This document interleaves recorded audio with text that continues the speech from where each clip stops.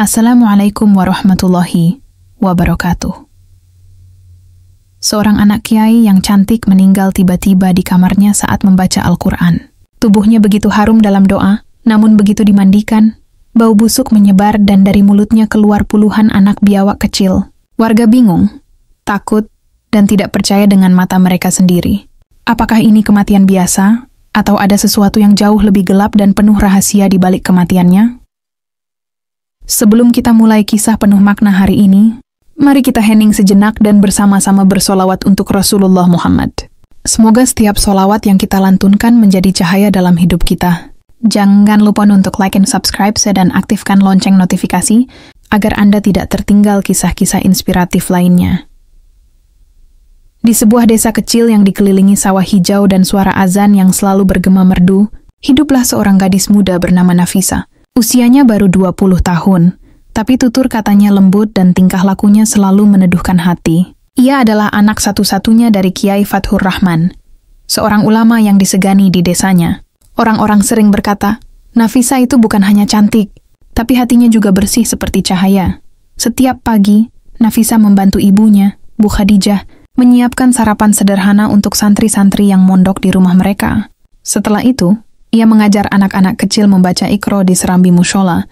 Warga sering melihat Nafisa duduk bersila di lantai, sabar membimbing anak-anak mengejar huruf demi huruf. Tak pernah sekalipun ia marah, bahkan saat anak-anak itu salah berkali-kali. Ia hanya tersenyum dan berkata, "Pelan, pelan-pelan ya.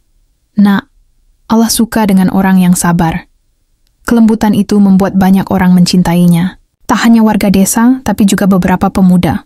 Ada yang datang hanya untuk melihatnya lewat ketika ia menuju mushola. Ada juga yang sengaja ikut pengajian ayahnya, agar bisa sekadar mendengar suara Nafisa membaca doa penutup. Hari-hari setelah itu berjalan biasa. Nafisa tetap mengajar, tetap tersenyum, tetap rajin membaca Al-Quran setiap sore menjelang maghrib. Suaranya lembut, seperti embun yang menetes di hati siapapun yang mendengarnya. Dari jendela kamarnya, suara itu mengalun ke jalan desa, membuat para tetangga sering berhenti sejenak hanya untuk mendengarkan. "Luar biasa anak kiai itu," kata seorang ibu. Setiap ayat yang dibacanya terasa seperti doa yang menenangkan rumah ini. Malam itu, Nafisa duduk di dalam kamarnya. Ia membuka mushaf Al-Quran kesayangannya. Halaman yang terbuka adalah surah Al-Mulk. Surah yang hampir setiap sore ia baca sebelum azan maghrib. Ia menarik napas panjang, menenangkan hati, lalu mulai membaca pelan. Suaranya terdengar jernih, penuh kekhusyukan. Setiap ayat seakan melayang di udara, membawa ketenangan ke seluruh rumah. Namun di tengah lantunan ayat ke-15, suara itu terhenti. Nafisa mendadak terdiam. Bibirnya terbuka, matanya memandang ke langit-langit kamar. Mushaf di tangannya bergetar pelan lalu jatuh ke lantai. Dari dapur, Bu Khadijah yang tengah menyiapkan sayur mendengar suara seperti benda jatuh di atas. "Nafisa," panggilnya. Tak ada jawaban. Ia naik ke atas dengan langkah cepat, hatinya berdebar. Ketika pintu kamar dibuka, Nafisa sudah terbaring di atas sajadah, wajahnya pucat, matanya setengah terbuka menatap kosong, Al-Quran terbuka di dada, seolah baru saja dibaca. Bu Khadijah menjerit histeris, memanggil nama anaknya berulang kali. Kiai Fathur berlari dari ruang tamu, lututnya hampir lemas saat melihat putrinya terkulai tanpa napas. Malam itu, rumah sang kiai dipenuhi tangis. Warga berdatangan satu persatu. Tak ada yang percaya gadis sebaik Nafisa meninggal secepat itu. "Mungkin serangan jantung," kata seseorang. "Atau kelelahan," saut yang lain. Tapi tak satu pun bisa menjawab mengapa wajah Nafisa tampak begitu damai, seolah ia meninggalkan dunia ini di tengah ibadah yang paling indah. Di luar, langit malam tampak redup. Angin berhembus pelan, membawa suara azan Isya dari mushola kecil di ujung desa. Di dalam rumah, Kiai Fathur menatap wajah putrinya untuk terakhir kali, menahan air mata yang terus mengalir. Ia berbisik lirih, "Anakku, semoga Allah menjemputmu dengan kasih sayangnya." Namun tidak ada yang tahu, malam itu menjadi awal dari kisah paling kelam yang akan mengguncang seluruh desa. Kiai Fathur duduk di ruang tengah dengan wajah yang masih basah oleh air mata. Malam itu terasa panjang.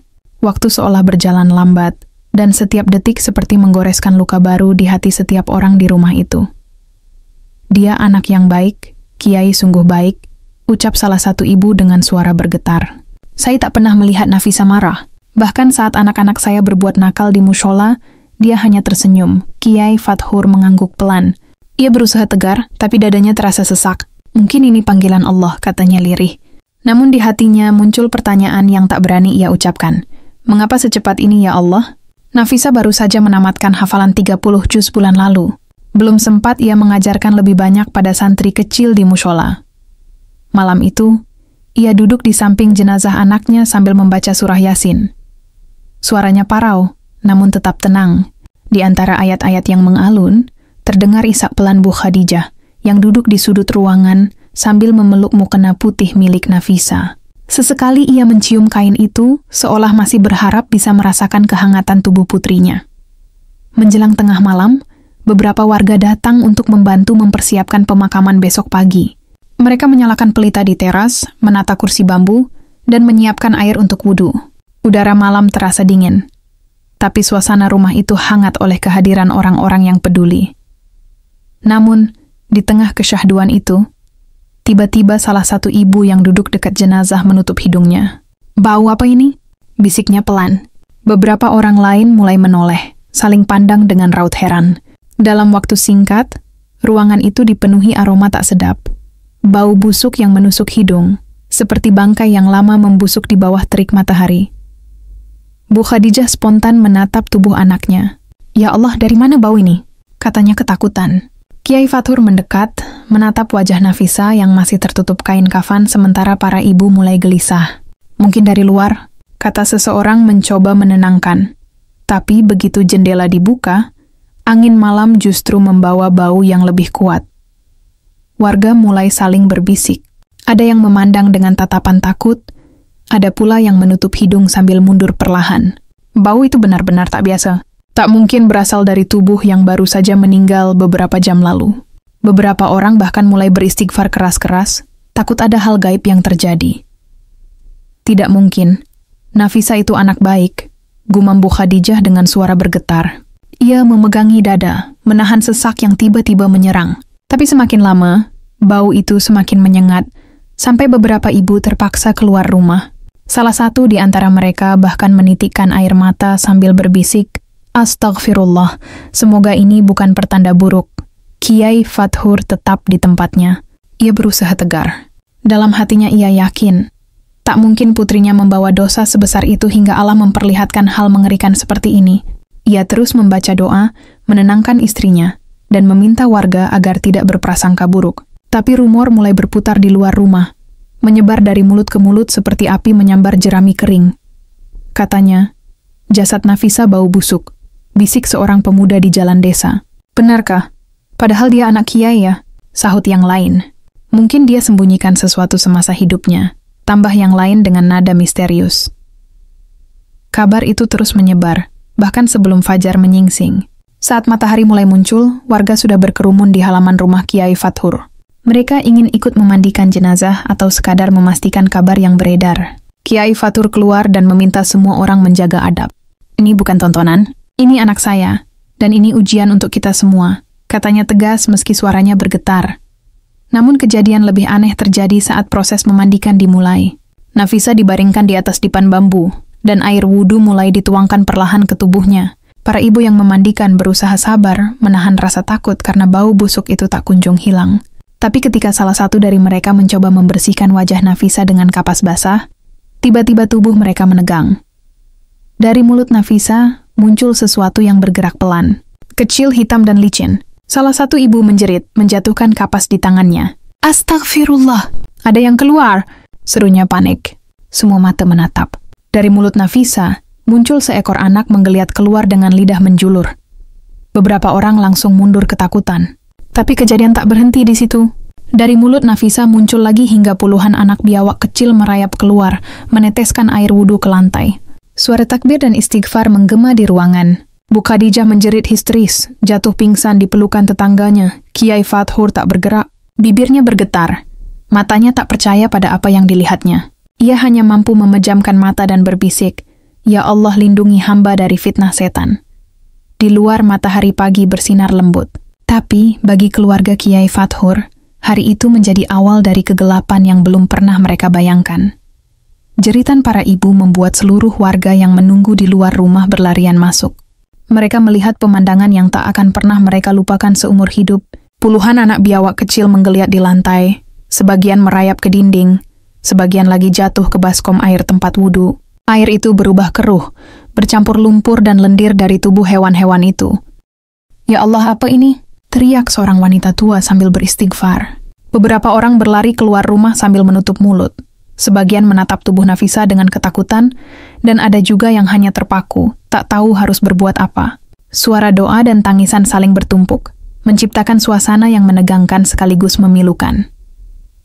Di pojok ruangan, Bu Khadijah terkulai lemas, wajahnya pucat pasi. Ia nyaris tak bisa bicara. "Itu bukan anakku, itu bukan anakku," bisiknya berulang-ulang. Tangannya gemetar memegang ujung kain kafan, seolah berharap semua itu hanya mimpi buruk yang segera berakhir. Kiai Fathur, dengan mata berkaca-kaca, berusaha menenangkan semua orang. "Berhenti, jangan panik," serunya dengan suara serak. "Tutup mulut kalian, jangan berprasangka buruk. Ini bisa jadi ujian, bukan hukuman." Tapi, suara itu tenggelam di antara bisik-bisik warga yang sudah mulai menyebar seperti kabut. Beberapa pemuda membantu mengusir anak-anak biawak yang berkeliaran, sementara yang lain memandangi tubuh Nafisa dari jauh dengan wajah bingung dan takut. Salah satu ibu tua berbisik lirih, "Saya belum pernah lihat mayat seperti ini seumur hidup saya." Suaranya pelan, tapi cukup keras untuk didengar orang-orang di sekitarnya. Dalam hitungan menit, kalimat itu menjadi bahan omongan di luar rumah. Ketika semua hewan itu akhirnya berhasil disingkirkan, mereka mencoba melanjutkan proses pemandian. Tapi rasa tenang sudah tidak ada lagi. Setiap orang yang memegang tubuh Nafisa melakukannya dengan tangan gemetar. Tak ada yang berani memandang wajahnya terlalu lama. Meski begitu, Bu Khadijah tetap berada di samping anaknya, tak bergeming sedikit pun. Ia menunduk, memeluk sajadah yang biasa digunakan Nafisa, dan berdoa dalam hati agar Allah mengampuni siapapun yang akan salah menilai kejadian ini.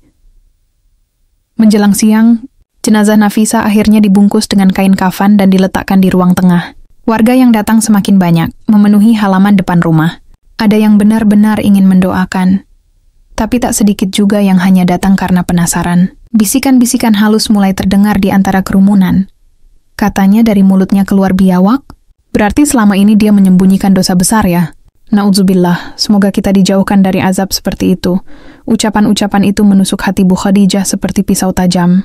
Ia menangis dalam diam, menggigit bibir agar suaranya tak terdengar. Sementara Kiai Fathur menatap tanah di depan rumah, berusaha menahan gejolak dalam dadanya. Sebagai seorang alim, ia tahu mulut manusia lebih tajam dari pedang. Fitnah bisa membunuh kehormatan seseorang bahkan setelah nyawanya terpisah dari raga. Pemakaman dilakukan sore hari. Langit mendung seolah turut berduka.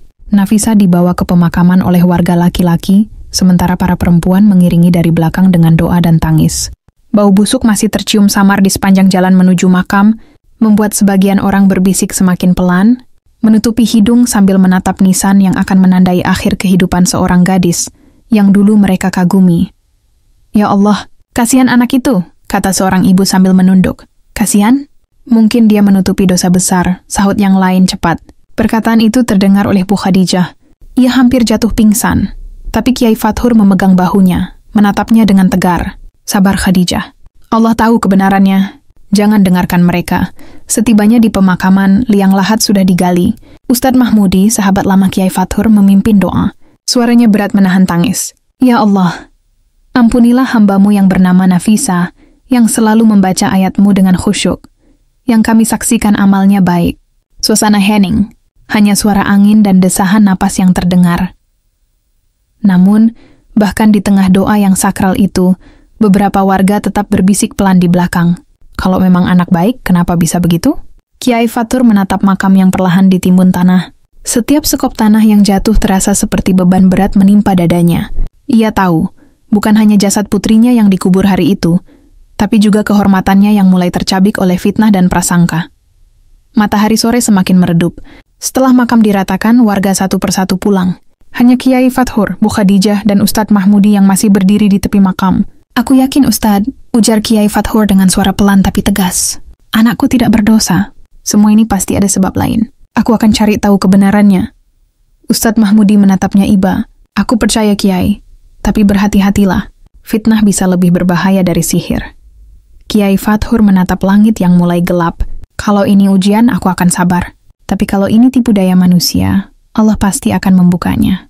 Cepat atau lambat, malam itu angin berhembus pelan melewati pemakaman desa. Di atas nisan Nafisa, selembar daun jatuh perlahan, menutupi sebagian namanya. Namun di hati ayahnya, tekad mulai menyala. Ia tidak akan membiarkan putrinya diingat sebagai gadis yang diazab, karena ia tahu kebenaran selalu punya cara untuk kembali bersinar. Hari-hari setelah pemakaman Nafisa berjalan dengan suasana muram. Rumah Kiai Fathur yang biasanya ramai oleh tawa santri kini sunyi. Suara lantunan Al-Quran yang dulu mengalun setiap sore kini hilang. Hanya suara angin yang sesekali melewati jendela kamar Nafisa, membuat tirainya bergerak pelan seperti melambai-lambai. Bu Khadijah hampir tak pernah keluar kamar. Ia lebih banyak menangis di sajadah, memeluk mukena putih Nafisa yang kini tersimpan di lemari kaca. Kadang ia berbicara sendiri, seolah masih bisa mendengar suara lembut putrinya. "Kamu di sana baik-baik saja kan, Nak? Ibu kangen sekali." Kalimat itu diucapkannya setiap malam, di antara doa dan air mata yang tak kunjung berhenti. Kiai Fathur berusaha kuat di hadapan orang-orang, tapi di dalam hati, ia masih dihantui rasa sedih dan heran. Ia tak sanggup melupakan kejadian di hari pemakaman itu. Bau busuk yang muncul, anak-anak biawak dari mulut Nafisa, dan fitnah yang menimpa putrinya membuatnya sulit tidur. Namun di balik semua kesedihan itu, ada satu hal yang membuatnya terus bertahan, keyakinan bahwa Nafisa tidak bersalah. Beberapa warga mulai menghindari keluarga Kiai. Anak-anak santri pun satu persatu pamit pulang. Ada yang bilang takut, ada pula yang malu, karena orang tuanya melarang mereka mondok di rumah anak Kiai yang terkena azab. Kiai Fathur menerima semuanya dengan sabar. Ia hanya berkata kepada istrinya, "Tak apa Khadijah, Allah tahu siapa yang benar. Suatu hari kebenaran akan datang sendiri." Namun, kabar aneh mulai beredar di desa. Seorang penjaga makam bernama Arman mengatakan bahwa setiap malam, ia melihat sesuatu yang ganjil di makam Nafisa. "Saya lihat dengan mata kepala sendiri, Kiai," ujarnya suatu pagi ketika datang dengan wajah pucat. Ada cahaya di atas makamnya, lembut seperti sinar lampu kecil, tapi tak padam-padam. Kiai Fathur menatap Arman dengan mata terbelalak. "Cahaya?" tanyanya pelan. Arman mengangguk cepat.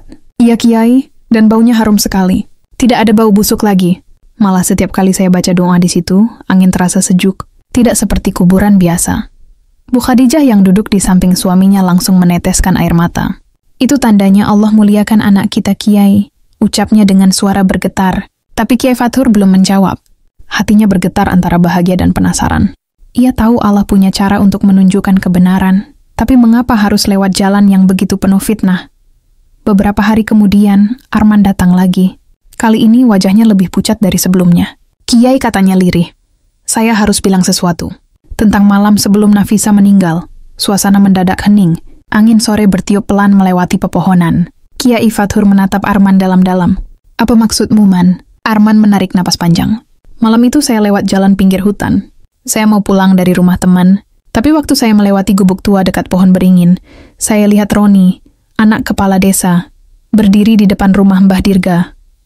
Kiai Fathur tertegun. Nama itu sudah lama tidak ia dengar. Mbah Dirga adalah dukun tua yang tinggal sendirian di ujung desa. Orang-orang mengenalnya sebagai orang sakti, tapi juga ditakuti karena ilmunya sering digunakan untuk kejahatan. "Kamu yakin itu Roni?" tanya Kiai Fathur serius. "Saya yakin, Kiai. Saya mengenalinya dari bajunya, dan suaranya pun saya dengar jelas. Ia bicara pada Mbah Dirga dengan nada marah. Saya sembunyi di balik semak, dan saya dengar ia bilang, 'Saya ingin dia mati. Saya ingin orang-orang tahu anak Kiai itu tidak sebaik yang mereka kira.'" Bu Khadijah menutup mulutnya dengan tangan. Air matanya langsung jatuh. "Ya Allah," bisiknya pelan. Kiai Fathur memejamkan mata. Dadanya bergetar hebat. Ia menggenggam tasbih di tangannya dengan kuat. "Lalu apa yang dilakukan Mbak Dirga?" tanyanya menahan emosi. Arman menunduk. "Saya tidak berani terlalu lama melihat Kiai. Tapi setelah Roni pergi, saya dengar suara tertawa kecil dari dalam gubuk itu. Saya takut, jadi saya lari. Tapi keesokan paginya Nafisa meninggal, hening. Hanya suara burung sore yang terdengar di kejauhan." Kiai Fathur menatap lantai, napasnya berat. Semua potongan kejadian seolah mulai menyatu di pikirannya. Penolakan lamaran Roni, kemarahan yang ia lihat di matanya waktu itu, dan kematian Nafisa yang tiba-tiba. Jadi semua ini bukan azab, gumam Kiai Fathur perlahan. "Ini perbuatan manusia." Arman menunduk. "Saya rasa begitu, Kiai. Saya takut bilang sebelumnya, karena Roni anak kepala desa. Tapi sekarang, setelah melihat cahaya di makam Nafisa, Saya yakin Allah ingin kebenaran ini terbuka. Kiai Fathur berdiri, menatap keluar jendela. Wajahnya tenang, tapi matanya menyala. Kalau ini benar, Allah tak akan diam. Roni dan siapapun yang ikut dalam keburukan ini akan menerima balasannya. Bukan karena aku ingin membalas, tapi karena Allah Maha Adil. Ia menatap foto Nafisa yang tergantung di dinding. Gadis berjilbab putih dengan senyum yang lembut. Anakku, ayah berjanji. Nama baikmu akan kembali. Kebenaran akan menang. Sore itu, langit tampak mendung. Angin membawa aroma tanah basah. Dan di kejauhan, terdengar suara petir bergemuruh pelan. Seolah langit pun sedang menyiapkan dirinya untuk menyaksikan kebenaran yang akan segera terungkap. Malam itu, hujan turun deras membasahi desa. Petir menyambar di kejauhan, angin berdesir di antara pepohonan, membuat suasana terasa mencekam. Kiai Fathur duduk di ruang tengah bersama Arman dan dua orang saksi lain, yaitu Pak Dul, penjaga masjid, dan Haji Malik, tetangga dekat rumah kepala desa. Mereka semua menunduk, saling bertukar pandang, menimbang-nimbang langkah apa yang harus dilakukan. Aku tidak ingin gegabah, ucap Kiai Fathur perlahan. Tapi jika benar Roni datang ke rumah Mbah Dirga malam sebelum Nafisa meninggal, maka ini bukan lagi sekadar fitnah. Ini perbuatan zalim yang harus dihentikan. Pak Dul mengangguk pelan. Kiai, saya juga mendengar kabar bahwa Roni sering datang ke sana diam-diam. Warga beberapa kali melihatnya membawa ayam hitam dan kemenyan. Tapi kami tidak berani bicara karena dia anak kepala desa. Kiai Fathur menatap keluar jendela. Hujan menetes pelan di kaca, membentuk garis-garis air yang seolah meniru air mata yang sudah kering di wajahnya. Baik, katanya lirih, besok pagi, aku akan datang ke rumah kepala desa. Aku ingin mendengar kebenaran langsung dari Roni. Pagi berikutnya, hujan berhenti. Udara terasa lembab dan dingin. Burung-burung baru mulai keluar dari sarang. Di halaman rumah kepala desa, beberapa warga sudah berkumpul. Penasaran kenapa Kiai Fathur datang pagi-pagi sekali. Kepala desa Pak Harun keluar dengan wajah bingung, diikuti oleh Roni yang tampak pucat. Kiai Fathur berdiri di depan mereka. Wajahnya tenang, tapi suaranya tegas. Pak Harun, maaf saya datang tanpa kabar. Saya hanya ingin menanyakan satu hal, tentang malam sebelum anak saya meninggal. Pak Harun menatapnya heran. Maksud Kiai apa? Kiai Fathur memandang langsung ke arah Roni. Anak bapak, ia datang ke rumah Mbah Dirga malam itu bukan? Roni spontan terkejut. Matanya membesar. Namun Arman maju selangkah. Saya lihat dengan mata kepala sendiri, Ron. Kamu berdiri di depan gubuk Mbah Dirga malam itu. Warga yang mendengar langsung saling berbisik. Suasana menjadi tegang. Wajah Roni mulai pucat pasi. Ia menelan ludah dan menunduk. Saya cuma minta tolong ke Mbah Dirga. Tapi bukan untuk membunuh. Saya hanya ingin dia menyesal karena menolak saya, ujarnya terbata-bata. Kiai Fathur menggeleng perlahan. Kamu main dengan hal yang bukan milik manusia, nak. Kamu membuka jalan bagi setan untuk menyentuh jiwa anakku. Kamu tahu akibatnya. Roni menangis. Ia jatuh berlutut di tanah yang masih basah oleh sisa hujan. Saya tidak tahu akan sejauh ini, Kiai. Saya cuma marah, saya tidak tahan diejek teman-teman karena ditolak anak Kiai. Mbah Dirga bilang dia hanya akan memberi pelajaran agar Nafisa jatuh sakit. Tapi setelah itu dia meninggal. Tangis Roni pecah. Suara lirihnya bercampur dengan isak warga yang mulai terharu. Kepala desa menatap anaknya dengan mata penuh kecewa. Roni, apa yang sudah kamu perbuat? Namun yang paling mengejutkan adalah ketika tiba-tiba dari arah jalan desa, datang seorang perempuan tua dengan tongkat di tangan, Mbah Dirga.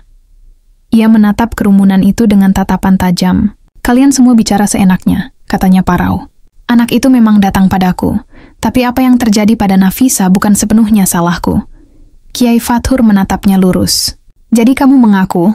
Mbah Dirga tertawa kecil namun matanya tampak ketakutan. Aku hanya menjalankan apa yang diminta. Tapi malam itu sesuatu yang aneh terjadi. Aku membaca mantra, tapi tiba-tiba rumahku bergetar. Api lilin padam, dan aku mendengar suara yang mengucap ayat suci dari arah timur. Setelah itu semuanya gelap, warga yang mendengar langsung terdiam. Sejak malam itu, lanjut Mbah Dirga, aku tidak bisa tidur. Setiap malam aku bermimpi melihat Nafisa berdiri di cahaya putih, membaca Al-Quran. Wajahnya tersenyum dan aku mencium bau harum yang menenangkan. Aku tahu, aku telah melawan orang yang dicintai Tuhan. Air mata Kiai Fathur jatuh. Ia menatap Mbah Dirga dengan penuh hibah. Kalau begitu, bertaubatlah Mbah. Allah Maha Pengampun. Tapi perbuatan ini harus diakui di hadapan semua orang, agar fitnah berhenti. Mbah Dirga mengangguk pelan. Ia menatap warga yang mengelilinginya, lalu berkata dengan suara gemetar, "Dengarlah semua. Nafisa tidak kena azab. Dia korban dari amarah manusia dan kebodohanku yang bermain dengan kekuatan setan. Tapi Allah membuktikan kesuciannya. Aku bersaksi, anak kiai itu meninggal dalam keadaan suci. Tangis pecah di antara warga. Bu Khadijah yang mendengar kabar itu dari rumah langsung sujud syukur di lantai. Nama baik Nafisa akhirnya bersih. Sejak hari itu, orang-orang kembali datang ke makamnya. Tidak lagi dengan rasa takut, tapi dengan haru dan hormat. Dari makam Nafisa sering tercium wangi melati yang lembut, bahkan di malam hari. Beberapa bulan kemudian, Roni jatuh sakit berat. Ia menolak makan dan terus menyebut nama Nafisa dalam tidurnya. Di hari-hari terakhirnya, ia memohon ampun kepada Kiai Fathur dan berjanji akan menghabiskan sisa hidupnya dengan tobat. Kiai Fathur memaafkannya, karena hatinya tahu dendam tak akan pernah membawa damai. Malam itu, di bawah cahaya bulan yang tenang, Kiai Fathur berdiri di depan makam Nafisa. Ia tersenyum lembut sambil menatap nisan putih yang bertuliskan namanya. "Anakku," bisiknya pelan, "kebenaran akhirnya datang. Fitnah telah sirna, dan namamu harum seperti dulu. Tidurlah dalam damai. Ayah dan ibu mencintaimu. Dunia dan akhirat." Angin berhembus pelan membawa aroma wangi bunga. Dari arah langit, seberkas cahaya putih tampak menyinari makam Nafisa sesaat sebelum hilang perlahan.